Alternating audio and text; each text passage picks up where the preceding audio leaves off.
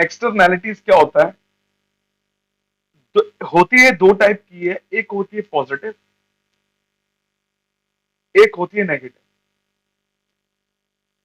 ये जो positive externalities होती क्या, without made any payment, without made any payment, बिना किसी को पैसे दिए, दोनों केस में, without made any payment, without made any payment, received benefit, अगर हमें बिना पेमेंट के बेनिफिट मिलता है, और गेट हार्म, क्या हमें हार्म मिलता है, उसको जब रिसीव बेनिफिट होता है तो पॉजिटिव बोलते हैं, हार्म मिलता है तो नेगेटिव बोलते हैं। जैसे fly over reduces transportation cost, fly over reduces transportation cost, flyover क्या रिड्यूस करता है, ट्रांसपोर्टेशन कॉस्ट। एक चीज समझा देता हूं, हम लोग फ्लाईओवर बनाने का कोई टैक्स पे नहीं करते, सिंपल सी बात है बता रहा हूं, हम लोग रोड्स का देते हैं, फ्लाईओवर का नहीं देते। फ्लाईओवर के होने की वजह से क्या होता है भाई, ट्रांसपोर्टेशन कॉस्ट बचती है, ट्रैफिक में खड़ा नहीं बनता, टाइम सेव होता है। क्या हमने इसके पैसे दिए, नहीं दिए, बट फिर भी हमें बेनिफिट मिला, इज कॉल्ड पॉजिटिव एक्सटर्नैलिटी। भाई स्मोकिंग कर रहा हूं पब्लिक एरिया में भाई, बट बाकी जो मेरे आसपास लोग खड़े हैं वो स्मोकिंग नहीं कर रहे, बट मेरी वजह से उनकी किडनी भी खराब हो जाएगी, उनके फेफड़े भी में कैंसर हो सकता है, पर उन्होंने पेमेंट नहीं करी, उनको हार्म मिल रहा है, that is known as negative externality. समझ आ गया बच्चों। तो एक्सटर्नैलिटीज क्या हुई, when a person, when a person is getting benefit or harm without made any payment, when a person get benefit or harm without made any payment is called externalities. It is of two types, positive and negative. Positive, when they get received benefit without made any payment is called positive, when they get harm without made any payment is called negative. समझ आ गया बच्चों, hope so आपको आ गया होगा। हम आगे चलते हैं। थर्ड पॉइंट क्या है बेटा मेरा, थर्ड पॉइंट और भी इंटरेस्टिंग है, change in distribution of income, change in distribution of income.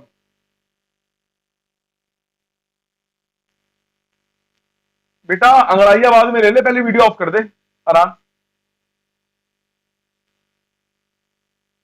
Change in distribution of income, GDP में इफेक्ट वेलफेयर। इसका मतलब क्या होता है बेटा, इसका मतलब समझते हैं बेटा। इन द रियल, देखा जाए तो इन द इवेंट ऑफ, अगर बात की जाए भाई, यहां पर दो बंदे हैं, एक ए है और एक बी है, दोनों की जो सैलरी है वो सेम है 10,000, इसकी भी 10,000, ये दोनों क्या है, चपड़ासी है, चपड़ासी, दोनों के दोनों चपड़ासी, दोनों बहुत मेहनत से काम करते हैं, इसकी सैलरी बढ़ी 10,000 से, इसकी सैलरी बढ़ी 20,000 से। देखा जाए तो दोनों ने जीडीपी में कंट्रीब्यूट करा, दोनों ही सेम मेहनती थे, दोनों एक जैसा काम, बिल्कुल टक्कर का काम करते थे, बट इसके साथ गलत हुआ, इस बेचारे के साथ, इसीलिए थोड़ा रोने लग गया, क्योंकि जीडीपी में 30,000 से कंट्रीब्यूट हुआ, इंक्रीज हुआ, बट वेलफेयर में क्या शो करता है, वेलफेयर शो करता है इनइक्वालिटीज को, क्योंकि एक की ज्यादा से बढ़ा रहे हो, एक की कम से बढ़ा रहे हो, तो जीडीपी तो इंक्रीज कर रहा है पर वेलफेयर को गिरा रहा है। समझ आ गया बच्चों, आगे चलते थर्ड पॉइंट की तरफ, फोर्थ पॉइंट की तरफ। all product may not contribute equally to economic welfare. हर प्रोडक्ट कंट्रीब्यूट नहीं करते इक्वली, किसको, इकोनॉमिक वेलफेयर को। तो देखते हैं कैसे करते हैं। बात की जाए फूड, क्लोथ्स और शेल्टर की बेटा, फूड क्लोथ्स और शेल्टर में क्या होता है, हर बंदा खरीदता है तो जीडीपी बढ़ता है, हर बंदा खरीदता है, हर बंदा खुश है भाई, टेंशन फ्री, भाई जीडीपी बढ़ रहा है, बट इसमें वेलफेयर भी बढ़ रहा है। अगर बात की जाए किसकी, आर्मी, पुलिस, भाई आर्मी और पुलिस में क्या होता है, इसमें जीडीपी जो होता है और वेलफेयर का क्या फर्क होता है, इसमें जो जीडीपी होता है वो हमेशा घटता है। क्यों, कभी भी आर्मी वाले को सुना नहीं होगा अपने टैक्स पे करता है, क्योंकि किसी की जान की कीमत 20-25 हजार रुपए नहीं होती, ज्यादा होती है, और इनको सैलरी कम मिलती है, देखा जाए जिस हिसाब से देश की सेवा करते हैं, पर वेलफेयर बहुत ज्यादा बढ़ाता है। तो दोनों में डिफरेंस देख रहे हो। एक फूड क्लोज शेल्टर है जो दबा के बिक रहा है, जीडीपी बढ़ा रहा है, वेलफेयर बढ़ा रहा है। एक देखो जो कभी छुट्टी नहीं करते, कुछ नहीं करते, तो उनके लिए क्या हो रहा है, वो लोग कर क्या रहे हैं, वो क्या कर रहे हैं, बेसिकली वो वेलफेयर को बढ़ा रहे हैं पर जीडीपी में कोई कंट्रीब्यूट नहीं है उनका। लास्ट पॉइंट की तरफ चलते हैं। लास्ट पॉइंट क्या हमारा, फिफ्थ पॉइंट, सिंपल सी बात है, contribution of some product, contribution of some product में बी नेगेटिव। क्या हो सकता है, में बी नेगेटिव, बिल्कुल सही है।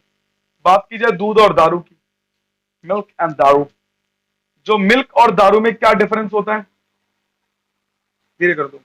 जो मिल्क होता है वो जीडीपी बढ़ाता है और वेलफेयर को भी बढ़ाता है।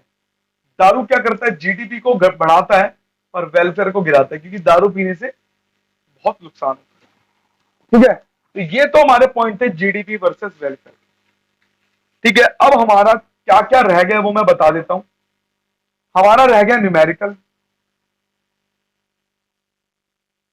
और एक पॉइंट डबल काउंटिंग, जो मैं अभी करा रहा हूं। डबल काउंटिंग सिर्फ 10 मिनट का टॉपिक है, और एक न्यूमेरिकल रह गया बस। इसके वो नेक्स्ट संडे हम न्यूमेरिकल करेंगे। इस संडे हमारा सिर्फ एक रह गया डबल काउंटिंग, उसको खत्म करते हैं। हमारा चैप्टर नंबर 1 2 3 4 के A to Z सारी थ्योरी कवर हो चुकी है। हम शुरू करते हैं डबल काउंटिंग से बच्चों। अभी तक किसी को कोई डाउट है, अभी तक किसी को कोई डाउट है तो मुझे बता दो, मैं आपके लिए एक सेकंड वेट कर सकता हूं। नहीं है तो ना कर दो भाई, आगे चलता हूं। अगर किसी को डाउट है तो एक बार बोल दो, वरना आगे चलता हूं। ठीक है भाई,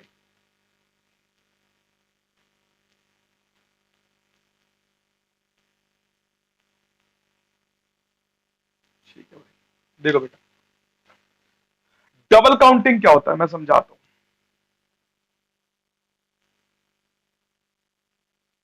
भाई मैंने लिया केला, ये है केला,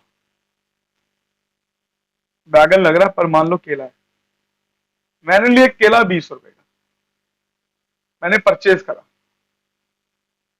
इसके। ठीक है भाई यार, तू तो भावनाओं पे मत जा बेटा। फील द केला, यू जस्ट फील द केला, फील करिए केला है। ठीक है, भावनाओं में मत जा मेरी।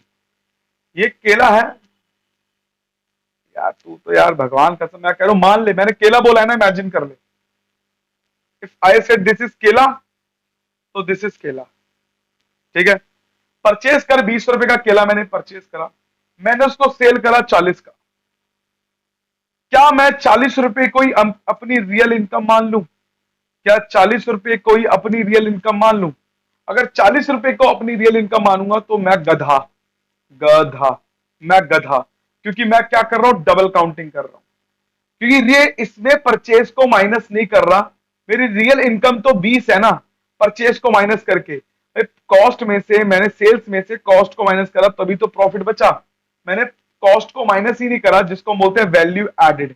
मैंने वैल्यू, सॉरी, इंटरमीडिएट कंजम्पशन, मैंने अगर इंटरमीडिएट कंजम्पशन को, अगर मैंने इंटरमीडिएट कंजम्पशन को ही माइनस नहीं करा, तो इसका मतलब क्या है, तो मैं गधा हूं, तो मुझे करना पड़ेगा। मैंने इसको करने के बाद जो आंसर आएगा मेरा क्या आएगा, वही मेरी डबल रियल इनकम है। पर हमारी इकोनॉमी में क्या होता है, तुम किसी भी दुकान वाले से जाके पूछो भाई तेरा गल्ला कितने का, अरे तेरा भाई 30,000 रुपये कमा लेता गल्ला, 30,000 का गल्ला है। भाई 30,000 का जो तेरा गल्ला है वो तो सेल्स है ना, अबे भाई उसमें से माइनस तो कर ले। जो तूने पैसा लगाया है 25,000 तूने लगा दिए, 5,000 रुपये होना तेरा गल्ला, देखा जाए तो रोज का। वो गल्ला मतलब सेल्स को मानता है, पर गल्ला सेल्स को नहीं कहते, प्रॉफिट को कहते हैं। ठीक है, तो डबल काउंटिंग की डेफिनेशन क्या होगी, counting the commodity, counting the commodity, counting the commodity more, counting the, sorry, counting the value of commodity, counting the value of commodity more than once, एक से ज्यादा बार, counting the value of commodity more than once is called double counting. इसको हम double counting बोलते हैं। Counting the value of commodity more than once is called double counting. इसके पीछे रीजन क्या है यार, बहुत बड़ा रीजन है। सिंपल सी बात है, हम लोग क्या करते हैं, रॉन्गली कंसिडर करते हैं, wrongly consider the value of purchase. हम परचेज की वैल्यू को कंसिडर करते हैं और क्या करते हैं, as the value of final goods. हम परचेज को ही क्या मानते हैं, वैल्यू ऑफ फाइनल गुड्स मानते हैं, जो बिल्कुल गलत है 100%। ठीक है, अब हमें क्या करना पड़ेगा, इसको हटाना पड़ेगा। हटाने के लिए क्या करेंगे, सिंपल सी बात है, कोई ना कोई मेथड तो होगा ही। मैं मेथड बता देता हूं। देखो एक डायग्राम बना रहा हूं, इसको समझना बेटा। फर्म,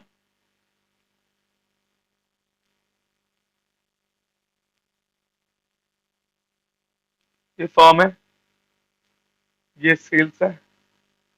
होप सो मैंने आप लोगों को बोर ना किया हो आज, बट सिर्फ कोशिश पूरी रहे कि मैं आपको इंटरेस्टिंग टॉपिक बताऊं। परचेज और वैल्यू एडेड। देखो भाई, फार्मर ने क्या करा, फार्मर ने कन्वर्ट करा वीट को और बेचा किसको, मिलर को, 500 रुपए का। तो परचेज तो कुछ नहीं करा, 500 रुपए वैल्यू एडेड, उसकी रियल इनकम आ गई। Value added is equal to real income. Miller ने क्या करा, वीट को कन्वर्ट करा वीट फ्लोर में, वीट फ्लोर में। जैसे ही वीट फ्लोर में कन्वर्ट करा, उसने बेकर को बेचा कितने का, 1000 रुपए का। 500 रुपए का उसने फार्मर से खरीदा था, 500 रुपए उसकी रियल इनकम। बेकर ने क्या करा, इसको ब्रेड में कन्वर्ट करा और ब्रेड में कन्वर्ट करके कंज्यूमर को सेल करा कितने का, 1500 का। 1000 रुपए का खरीदा था, 500 रुपए इनकम आ गई। अब देखा जाए तो ये 3000 रुपए है, अगर मैं इसको ही काउंट करूं तो मेरा क्या होगा, डबल काउंटिंग होगा, और इसको परचेज को माइनस करना पड़ेगा, तो ये मेरी असली इनकम आएगी। क्यों, क्योंकि देखा जाए तो जो वीट की वैल्यू यहां पर भी है, वीट की वैल्यू यहां पर भी है, वीट की वैल्यू यहां पर भी है, वीट फ्लोर की वैल्यू यहां पर है, वीट फ्लोर की वैल्यू यहां पर है। तो वीट की वैल्यू कितनी बार काउंट हो रही है, 3 बार। वीट फ्लोर की वैल्यू 2 बार काउंट हो रही है। तो ऐसा नहीं होना चाहिए, समझ आ गया बेटा। क्योंकि फार्मर जो सेल करता है वीट मिलर को 500 का, और मिलर करता है बेकर को 1000 का, बेकर करता है कंज्यूमर को 1500 का। पर देखा जाए तो वीट की वैल्यू थ्राइस काउंट हो रही है और वीट फ्लोर की वैल्यू ट्वाइस काउंट हो रही है, जिसकी वजह से डबल काउंटिंग उत्पन्न हो रहा है। क्योंकि डबल काउंटिंग को रोकने के लिए ही हमें क्या करना पड़ेगा, परचेज को माइनस करना पड़ेगा, तो ऑटोमेटिकली हमारी वैल्यू एडेड की इनकम आ जाएगी। समझ आया बच्चों आपको।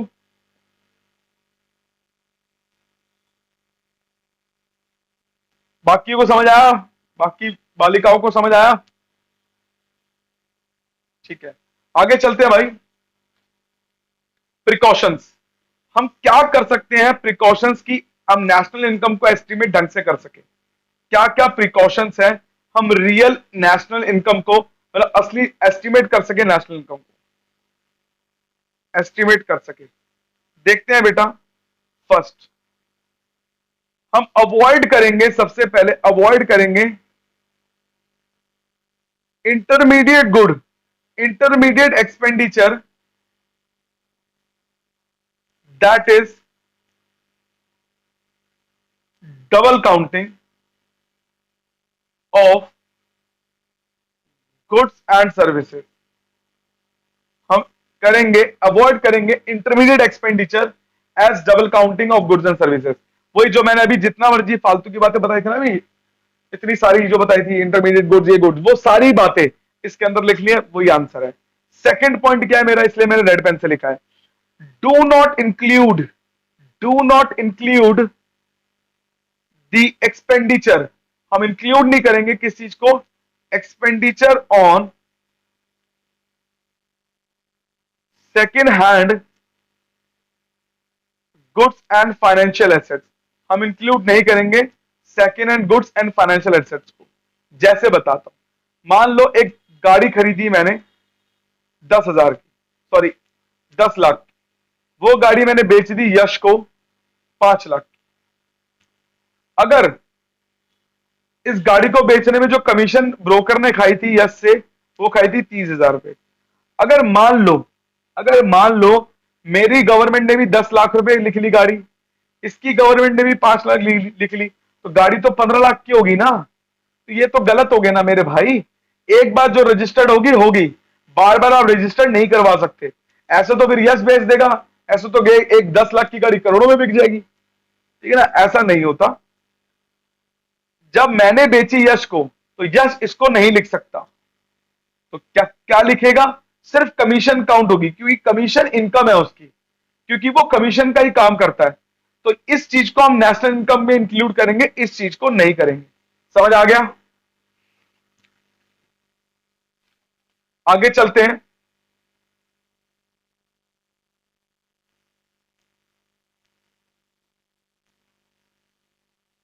इंक्लूड पेमेंट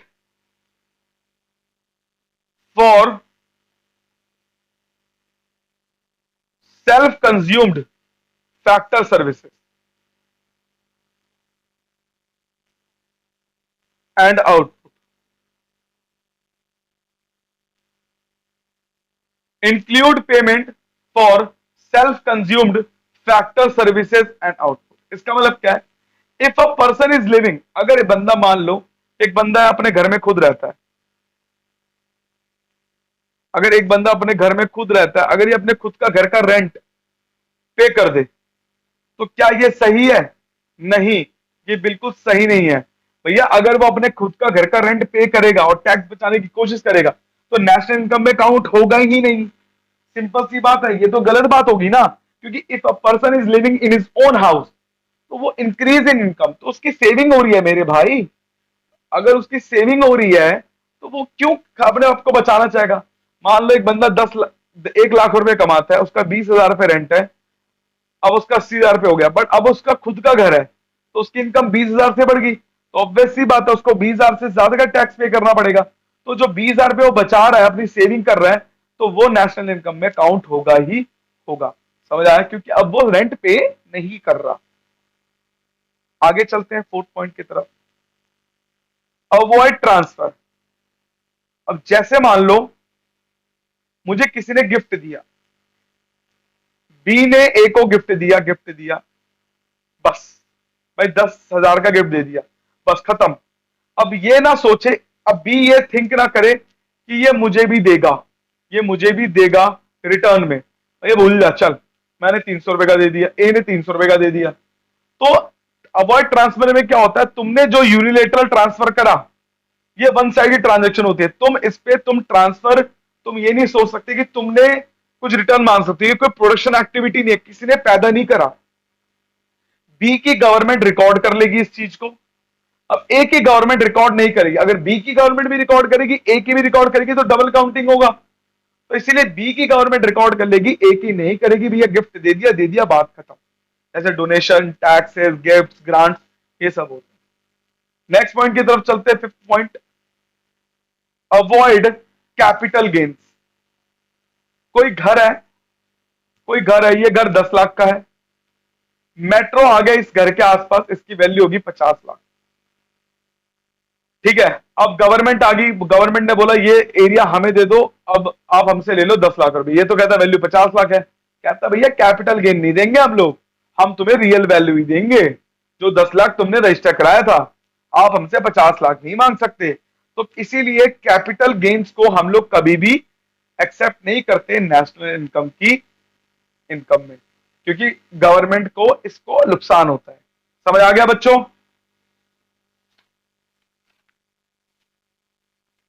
समझ आ गया सबको? लड़कियों समझ आ गया? ठीक है, तो सिर्फ हमारे न्यूमेरिकल रह गए हैं, सिर्फ और सिर्फ न्यूमेरिकल रह गए 3 टाइप के। एक है हमारा इनकम मेथड, एक है हमारा आउटपुट मेथड, इसको वैल्यूएटेड बोलते हैं, एक होता है एक्सपेंडिचर मेथड। ठीक है बेटा, तो ये हम करेंगे नेक्स्ट संडे, और तुम्हारे बैच में भी मैं रिवाइज कराता ही रहूंगा सेम टू सेम।